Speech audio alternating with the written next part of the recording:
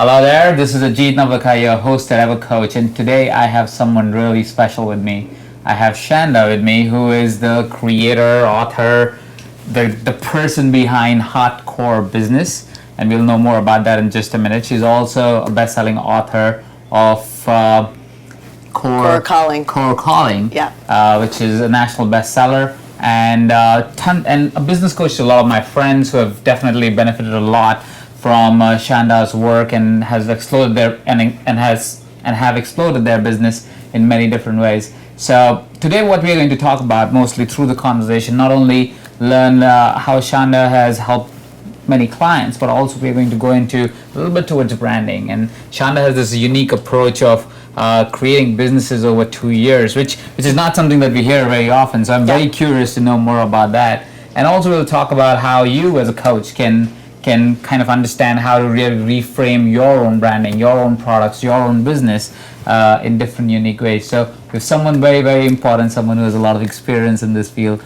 Welcome, Shanda. Thank you. I'm excited to be here. I'm super stoked to have you here. So, like I said, a lot of people here right now are curious to know what is this unique approach of building businesses in 2 years? Why 2 years? What is this all about? Well, there's a 3-year tip that happens in a business. And and when I say that, it's like you build over 2 years, and if you put marketing in the right order, I've found after coaching hundreds of people at this point, that if you build a list and you learn how to sell to a list, that you can build inside of 2 years and tip in 3. So Core Calling, when I actually wrote this book out, I wrote basically a manuscript of how you can build a business inside of not getting distracted, because there's so many products and services out there, and it's really easy as a coach or a business owner to spin and go, well, so and so did a product launch and they made $500,000 and so did this, and I was like, how do you kind of stop the chaos? Because all of those products and services are phenomenal, they're great business models, but if you don't have a list, and you don't know how to sell to the list, why would you go and spend $20,000 to sponsor on a stage? Or why would you, do you see what I'm saying? So I basically have reversed engineered how I've done it in corporate America, working for someone else as a VP of investor relations for Coldwell Banker, and always loved Tony Robbins and the coaching industry and all of that, but didn't really know it was a real industry. And so then I kind of went from that into the nightclub industry, and there were a couple things that I kind of just did right in both of those arenas to build over $40 million businesses inside of a couple years. And of course I couldn't do that in my business coaching scenario right off the bat, because I didn't have a name like Coldwell Banker or a hotel like the Venetian Hotel behind me, like a big name like your guys' company is, to be able to reach more people. And so basically, long story short, is what I did was I found people that had communities and lists and learned how to sell to them. So when I opened up my own coaching practice, I built a list, I put on blinders, sold to them, and then started adding the other models on top of it. Does that make sense? That makes total sense. Why don't we take a walk down the memory lane? When you started your business, how did your first 2 years unfold? Stories help people understand how the whole context. I totally understand what you said, but that'll be interesting. Okay, so when I started my business, it's kind of funny because I didn't really know the coaching business was a business. All I knew is I really enjoyed working with people and helping people, and I was doing it for my friends. I was doing it in corporate America. I just found myself coaching strategies. So I got out and I made a big mistake that a lot of people made when I started my company, and it's I didn't hire a coach. And that was a big mistake because I didn't have the money, right? So now I didn't have my cushy job anymore funding me, which people who do have a job and they're trying to build a coaching company, I call that a business loan. It's actually great, right? But I didn't have that anymore. And so when I started to kind of seek out how to build a business or build a coaching business as an entrepreneur versus an intrapreneur, which is someone who is working in corporate America that shows up as an entrepreneur, I started getting really confused with where do you start, right? Where do you kind of get this going? Where do you start? And so when I go down memory lane, I didn't hire a coach because I didn't have the money. And I don't say that just because I'm a coach. you need to hire a coach that has a lifestyle that you want and has a business model that you want so that you can learn from them. And so I didn't do that. So I struggled a lot the first year. I made $2,000 my first year, and it's funny that I teach wealth because I literally went from, you know, crushing it in corporate America to having my own business, and I think I only had that $2,000 left because I still hadn't paid taxes. Like every dollar that I had went into something with the business or living. I don't even know how I did it. But the next year I hired a coach, and I remember I went from $0 to $1,500 a month for a coach at that point. I remember waking up in the middle of the night going, oh my gosh, like I don't make $1,500 a month. Like how am I going to do that? But I just knew that there was no other option. If I didn't do that, I wasn't going to make it. So if not now, when? Right? And so I went off and I did that, and I made $140 my first year. And what I quickly realized was the strategies I was even being taught by the coach were pretty irrelevant if you didn't have a list and you didn't put marketing in the right order. So I just started applying what I did in corporate America and doing it in business. Does that make sense? Right. Yeah, it makes total sense. Interesting, because what you also said, and I just want to segue a little bit here, you mentioned that you called it a business loan or something like that when somebody has a job and they're trying to start. Would you generally suggest, let's say if somebody's just a starting coach, a lot of people who are watching this video would be just starting out or would have just started out and making maybe $20,000 a year. For that matter, it's a somebody did a research and it was found that on average coaches make $20,000 to $40,000 a year, which is in today's time is not the most easy way to live life generally with $40,000 a year, unless you're living somewhere in the middle of nowhere. Did you know that up to $50,000 a year, it actually affects your happiness? So after $50,000 a year, even though we all want to make much more money than that, after $50,000 a year, it doesn't actually affect your happiness as much money as you make. It's really it's an interesting statistic. Interesting. Yeah. I remember that number to be 100,000, but it might as well be 50. I have no idea. Yeah. But anyway, so would you suggest if somebody is just starting out as a coach, or is just making the first few thousand as a coach, that they keep a job, or do they keep a stable income, or you think no, it's not really relevant till the time you have something baseline? I kind of go back and forth about this, and here's why. I'll be completely transparent. When you have, so my clients who have trust funds or who have jobs or who have husbands or wives that pay for their survival tend to grow a lot slower. They just tend to grow a lot slower, and that's just what I've found. It doesn't make it real for every community. It's just what I've found.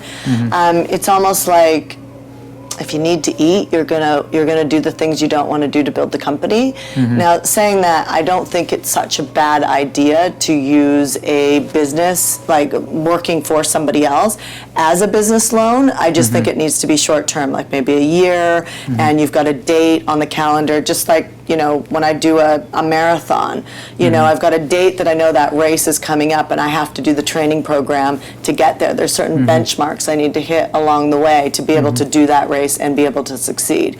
So if you were to look at business that way or look at working for someone else that way, it would work, but you need to be someone who always hits your numbers. And what I mean by that is you can't move your commitments around. Do you know, like, that's a number one thing I see people make mistakes on. They're like, okay, I'm going to do a list build, or I'm going to sell a program, or I'm going to go whatever, and they move their commitments around because life happens. You know what I mean? Like, I just found out this literally about an hour ago that my father's going into surgery, and you know, can we resuscitate him if his heart stops? It's a big moment, right? It was just an hour ago, you know, so I'm going, okay, we're going into an event, we're doing this, I'll fly to Seattle, I'll be, you know what I mean? Like, my commitments don't change. I can't tell the 400 people coming to my event in a couple weeks from now, I'm sorry, my dad got sick.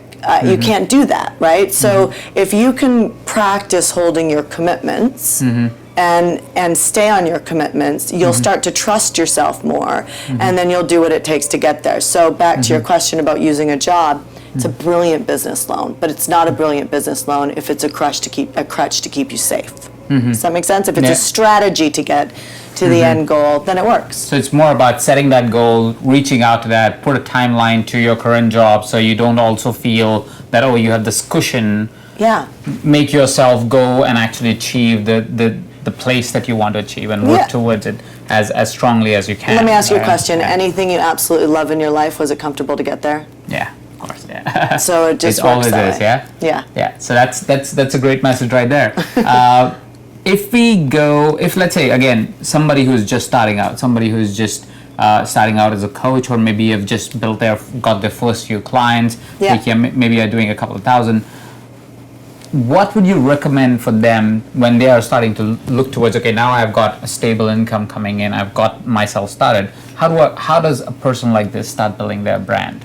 Because that's one thing that you're very well known for as well, is to build a really solid brand. I'm not a brander, but I have definitely built a really strong culture inside my brand. So have you heard of Ree Perez before? No, I haven't. Okay, so he owns a branding company called Branding for the People, and we disagree a little bit on this and agree, much like entrepreneurs do. We agree on some things and disagree on others. But my point is that I send a lot of my clients to him to get branded, but I don't necessarily agree with branding, and some people are going to hate me for this, especially full-blown branding agencies.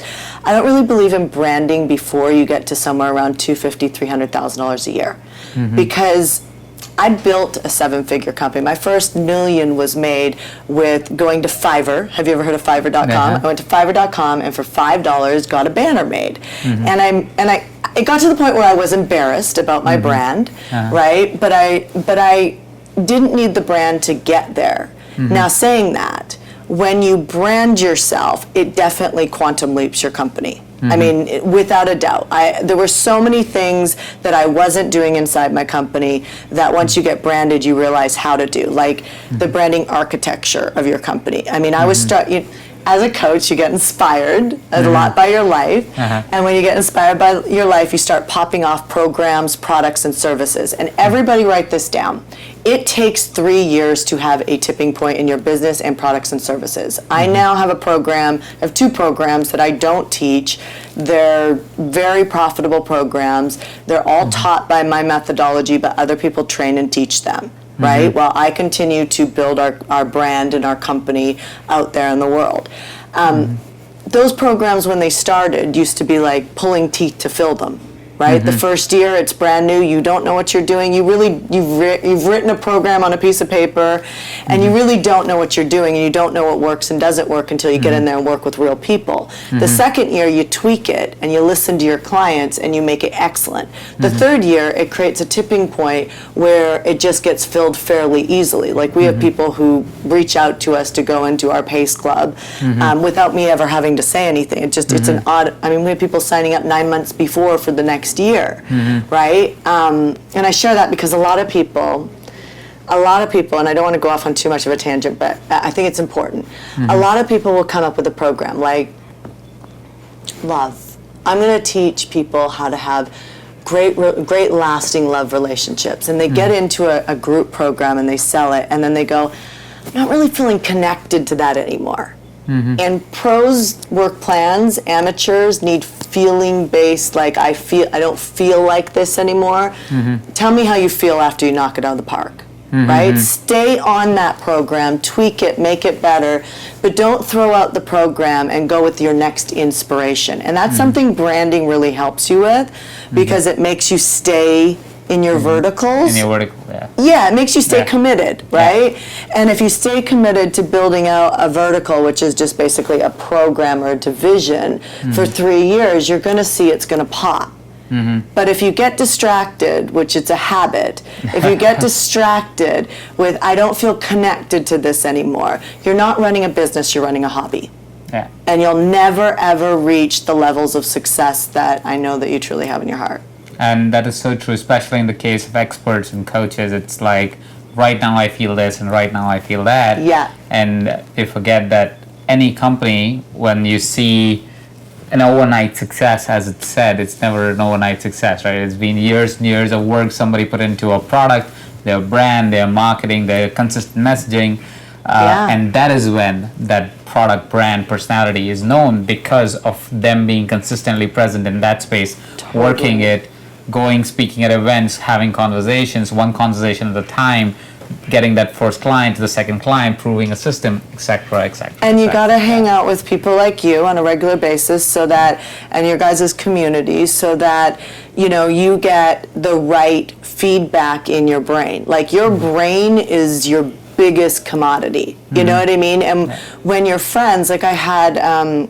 She's actually my nanny, and she is in one of my programs, and she's building her program. She's 23 years old, and her friends are saying, Kate, you're like giving up your 20s to build your business. Like, you're giving up all this lucrative party time, right? Yeah. But she's an entrepreneur. Yeah. I mean, that's why she's my nanny even. Like, she is an entrepreneur. She has a multi-level marketing thing she's involved in. She's nannying. She's an entrepreneur by nature. And so unless she hangs out with the right people who get her, it's like a breed of its own, right? Yeah. Then what happens is everybody else says, relax. Take a break, settle down, you're working too hard.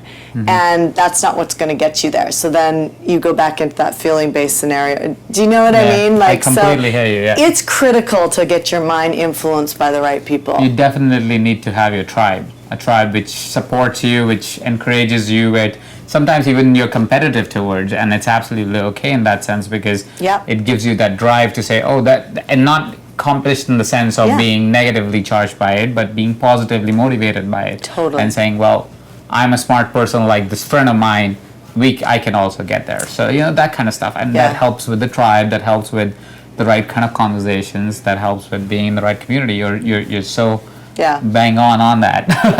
I believe that. When I wanted to create an infomercial, which we just did, I went out and hung out with a guy who has a $200 million platform that's created infomercials.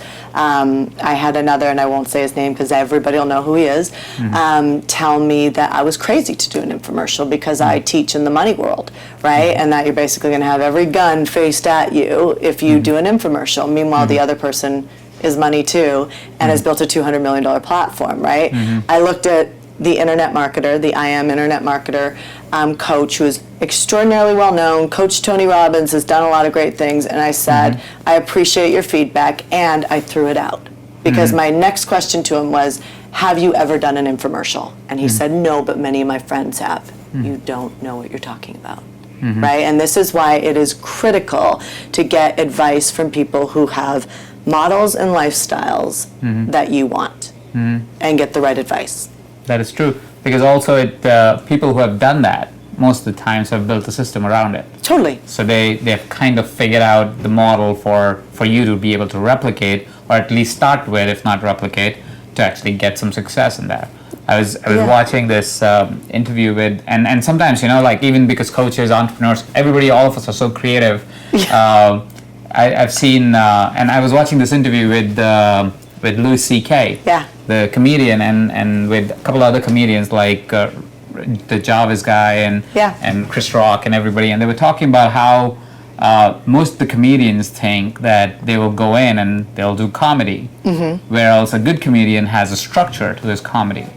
They go in, they just don't go in, they know how they will lead people through a story, leading them to the joke, leading them to that situation. They have a style that they've mastered, so you can clearly see the kind of jokes they will crack and how they will build that story. But like comedians, like writers, like I was watching another interview with Tim Ferriss and Neil Strauss, both amazing writers in their own fields, but completely different genres. And they're like, well, till the time you don't have a structure, you can't be a great writer. But if you think about from the creative, the idea of the creative, the idea of entrepreneurship, the idea of coaching, it got to be free-flowing. It has to be in the moment and all that kind of stuff. Yeah, and yes, maybe some bits of it are, but most of it is success is driven by structure. Success likes preparation, which we've all heard. But you're speaking to something that I say to my clients all the time. I love that you're saying it. When I am going to do an event, I practice my offer. I practice my opening story. I practice my offer. I practice my story going into my offer. I know the theme of my event. Like, my next event is all Dream Bigger. This year's been a big year for me of Dream Bigger. I had a baby. There's just a lot of things I did. Became an international bestseller, launched an infomercial, and I remember a time in my life where I couldn't hold all of that. This is another great reason why you want to actually make more money, because as you make more money, your life gets bigger. People actually think that, oh, you can afford to get more help. Every time you add another person, it's adding another relationship to your life. And if you've ever been married or ever had a girlfriend or boyfriend, you know that that dynamic changes, right? When you have more people. So I always say to my clients, you know, you got to practice these things to have a structure, and then when you're in the moment, allow the divine, allow your consciousness to fill in the gaps. But if you don't have a structure around it that you clearly understand and know and have practiced, you're putting yourself at a disadvantage. And I know people who say, I have another great friend here in San Diego who does great events, and he's a rock star, love him to death, and he went and practiced and he bombed at his event because he practiced. It was actually not at his event. He spoke at Traffic Conversion. And he goes, it was awful, like the worst offer I'd ever made, and it's because I practiced it. And I was like, don't throw that bucket of water back out. You're just comfortable in the arena of flying by the seat of your pants. Allow that to be merged with practice and go back up on that horse and practice it again. And then what will happen is you will have the most unbelievable movement with your clients, with your offers, with generating new clients, income, all of that. Success loves preparation, loves it. Definitely. So, I agree with you. Definitely, completely agree. So if you were to, not I was to, you were to give a suggestion to again, let's just break it down for just a rough breakdown of for people who are listening right now. They've just started out. They know it takes 2 years, and third year is the tipping point. How does the story unfold for a person? What should they be thinking about first, second, third, fourth? When do they know that they are getting there? How does this progress look like? I did write all of this in Core Calling, and I'm not doing that to plug my book at all. It's just it's a well thought out process. There's a plan to it. You know, so I think your question is your question like, how do they know when they're going to tip, or how do they put this whole thing together? How do they put the whole thing, all of this thing together? Okay, so if you don't have a list of 5,000 people yet, then you're making a mistake focusing on anything else. So 5,000 people is a tipping point to a multiple six-figure income. Okay. If you have a list of 5,000 people and you're not making $200,000, $250,000, then you're doing something wrong. You need to go talk to a sales coach. You need to go get some sales training, learn how to do campaigns to that email list, all of that. If you look at people like Ivanka Trump, who, by the way, is pregnant with her third baby right now. You look at Ivanka Trump, and she's running a big empire with her father. She's also running her clothing line. And she sells it through email marketing brilliantly, right? Through her blogging and things like that, all through, like I buy shoes and purses and stuff from her all the time through email marketing. So you can sell multiple six figures just through email marketing. I want everybody to get that. Because there's I don't know about you guys, but I'm spending, a lot of money for a Facebook team every month. I'm spending another $7,000 to $10,000 a week on Facebook lead gen. You know what I mean? Like that is expensive. I can do that now, but when you're starting and you're not making great money, build the email list, learn how to email market to that list and do internal launches to that list, and get yourself to that point. So first goal is get yourself to the 5,000 person mark. You can do that inside of 90 days. Do a telesummit. Do a video summit, do something like that, and build a targeted list inside of 90 days. And then from that standpoint, learn how to sell to it. At that point, if you can sell a product that works, I suggest that you always survey the list. People always say to me, I know what my clients want. Okay, I have a list of 180,000 people or something like that. And I survey them every year. Do you know every year they change? They change. The world changes. The internet has education moving so fast. I'll have people. I have a lot of friends who are in the movie The Secret and things like. I've had some of them come to me asking for some coaching because they thought their lists were dead. Your lists are not dead. You are just not connected to them anymore. Connection is currency. So how do you get connected? What do you want? right? You have to do a survey. So if you have lists and you're not making money, you need to do a survey and find out what they want. That needs to be a staple, and you need to list, build, and sell the same product over and over and over again. So I don't know if I answered your question, but No, you did. You did. there's just some key points. Once you've got that structure down, you could only do that and make seven figures, multiple seven figures. But if you have a calling to go do more product launches or to get up on bigger stages, but now you'll know what to do with it because you know how to sell and you've practiced it on your list, which doesn't cost you anything. Definitely. And I think for the sake of understanding of the audience, building a list, it doesn't mean that you have to study all of different marketing strategies and tactics. You pick one, whatever speaks to you the most, Totally. learn it real well, drive traffic to it. It could be Facebook, it could be organic, it could be SEO, it could be whatever speaks to you, whatever works for you. YouTube, Twitter, there's so many ways. Pick one, play with it, have basically a form that captures that email addresses. There's so many tools out there to build this really, really fast and easy. Click funnels, lead pages, etc., etc. Build webinars, telesummits, but pick one play and stick with it, because like Shanda said, building 5,000 people, not hard. Very hard if you try to do everything. But very easy if you pick one play and just play it through for 90 days, 180 days, whatever time it takes.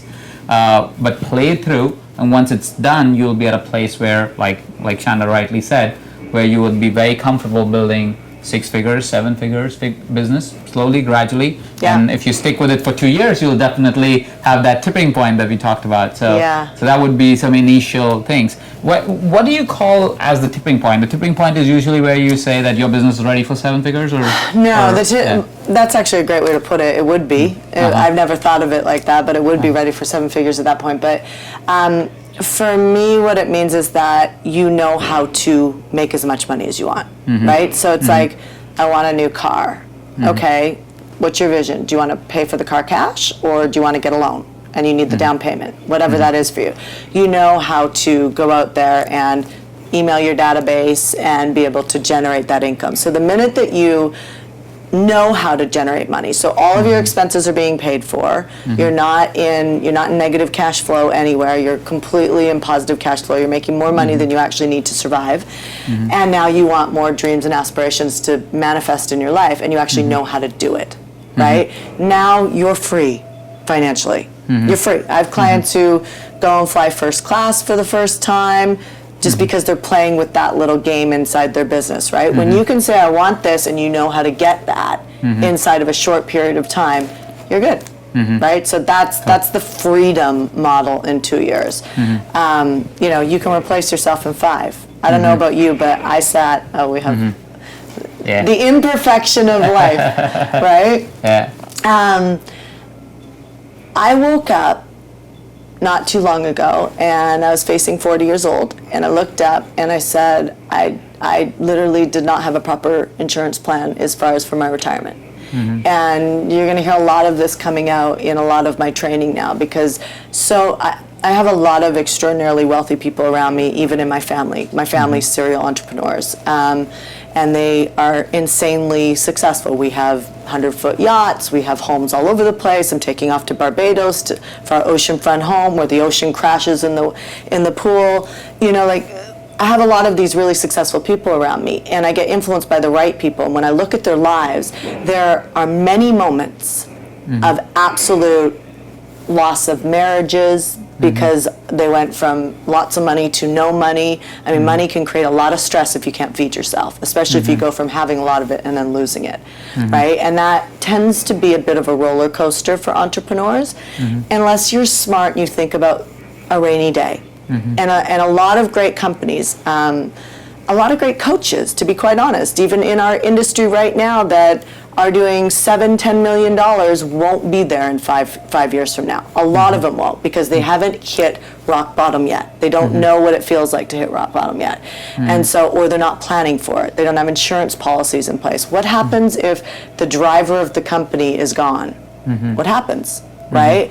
And so I started putting together interesting insurance policies with some people around 5-year plans that actually pay me almost $300,000 cash tax-free for 52 or 53 all the way until I'm 102 years old. So there's like little things that it's great to want to be a coach and make a difference in the world, but you've got to recognize that you drive a certain amount of cash flow into your company and you start paying yourself first. Before you start paying credit cards and things like that, which is really a warped way of thinking, because I just had a client say, my credit cards are so expensive. I'm like, great, you'll make more money. I want you to start pulling out $2,000 a month. I can't pull out $2,000 a month. Will you pull out $1,000? Okay, I'll pull out $1,000. Okay, starting on January 1st, you're going to pull out $1,000 a month for a year, and then throughout the year, you're going to find you're going to get addicted to this, and that will go to $2,000. And every time you increase it, you go, and then you got to find a good plan together. Which, FYI, life insurance policies. There's some interesting games on that where the wealthy move tax-free money around, and it's the only game left in that arena. So there's ways that people like you and I can take care of guaranteed retirement funds. And being a coach, once you understand how to build the list and sell to that list, you can create cash fast. But make sure that you're paying yourself first, because if you're not putting away for a rainy day, I promise you there will be a rainy day. There will be. The Mark Victor Hansons of the world, all of these people, when you look at the lifespan of the serial entrepreneur, there is going to be something. There's going to be kids, cancer, disaster, something is going to happen to you.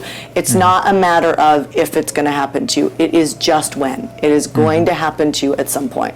So I really feel it's important for people to think about that. I'm so glad that we have segued into a little bit of a finance conversation as well, because it's not a topic that we touch a lot on, but it's so important.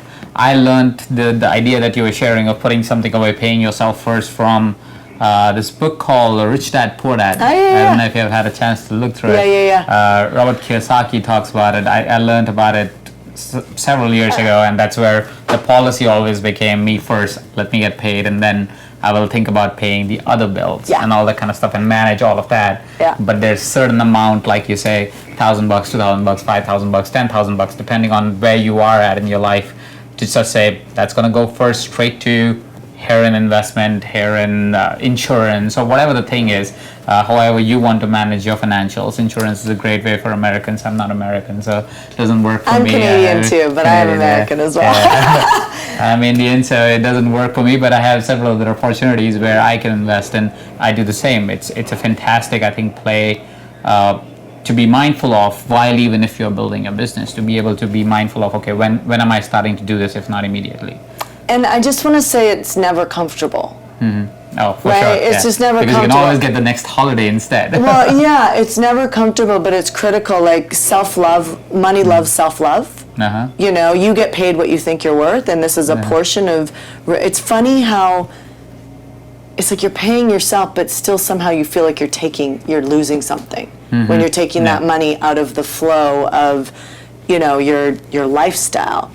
But my experience is for myself and my clients, we've always made more. Don't get me wrong, there's nobody who's going to make more money than me, meaning that there's no stock portfolio, there's no real estate, there's no insurance policy that's ever going to make more money than me. I can put a certain amount of money into an event and know that I'm going to get 5 times what I invested in, right? You're not going to get that inside of a weekend, right? From anything else. Anything else, for but sure. you need to have a risk management strategy. And so, I don't think a lot of people are talking to coaches about the fact that you guys get paid insanely great money for your knowledge. And if you build a business around your life experience, you're good to go. I mean, one of my best friends built a skincare line recently. She spent $1 million on the skincare line. It never really totally got off the ground. Now they have there's a whole story of that. They have a really smart person taking it to another level now, but it whittles her down to not being really the CEO of the company anymore.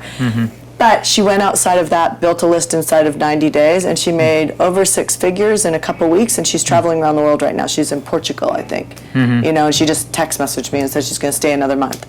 And so she's just kind of we get Going for paid it, insane money for it, right? Yeah. So just make sure that at some point, once you figure out how to create the cash flow, how to actually start distributing it like a smart person does, and not thinking that there's never going to be a rainy day, because there is. That's amazing. We've touched on so many topics. We've talked branding, we've talked marketing, we've talked about how to really think about your business when you're just starting out, and now we've gone into finance. So I guess people who are listening right now are going, wow, this has gone all over, but it's so many wonderful golden nuggets. I didn't want to miss on that. Yeah.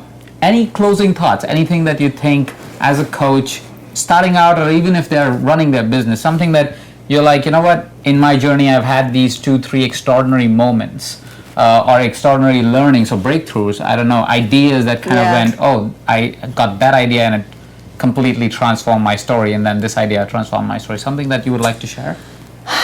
So I remember when someone told me that I needed to go start speaking on stages. And I was the girl that was really afraid of public speaking, and so I didn't want to do that. And I remember my first step before speaking on stages was to start doing live streams. And I share this with you because we start to tell ourselves an excuse and justify why we shouldn't do it. And my thing was, well, I never want to be on TV. I don't want to be a celebrity. That's not why I do this. I just want to be a coach, be on the phone, and help my clients. And I make great money. And so I don't feel like I need to go do that. And and I think you get really convicted in your story of what you think you should and shouldn't do to be able to expand into the world. And so pay attention to what you're resisting, because it's the doorway into where you're being called next. And so because I always do what my coach says, I went up, and I started speaking on stages. And it's so funny that now I'm doing infomercials. Right? Like, I was so convicted in, I never want to be a celebrity. I never want to be on TV. I remember when I started the coaching industry, I was like, I'm not a speaker, I'm a coach. I remember saying that in front of Mark Victor Hansen at dinner, like, foot in mouth, take out, you know what I mean? Like, so I'd say, like, one of my biggest ahas was I resisted so much to stay safe. And when I finally just kind of threw caution to the wind, and what got me to go through with it is I'm just going to do my best. And if I just do my best, then somebody, my coach, can help tweak me to be excellent. And if I could just go out and be my best and not be like you or anybody else, I could just go out there and be my best, then somebody can help me become better. And if you can be humble enough to do that and step into the areas that you don't want to do, I think you could be wildly successful as a coach. That's beautiful. That's beautifully said. So, ladies and gentlemen, that was Shanda for you. The links for her book and her program and website will be somewhere on the page or on the YouTube link. Thank you so much for coming by. This was fantastic. Apologies for the background sound. Unfortunately, we found a location which had some construction sign behind, so we had this weird noise coming in. But thank you for sticking around. And you must have got a lot of time. We moved between a lot of spaces, so you would feel overwhelmed at this point. But don't worry. Take one of the ideas, run with that, start there, and you can always come back to the interview and look for more ideas. Thank you so much for watching. This is Ajit, your host at EverCoach, and Shanda. Thank you. Thank you.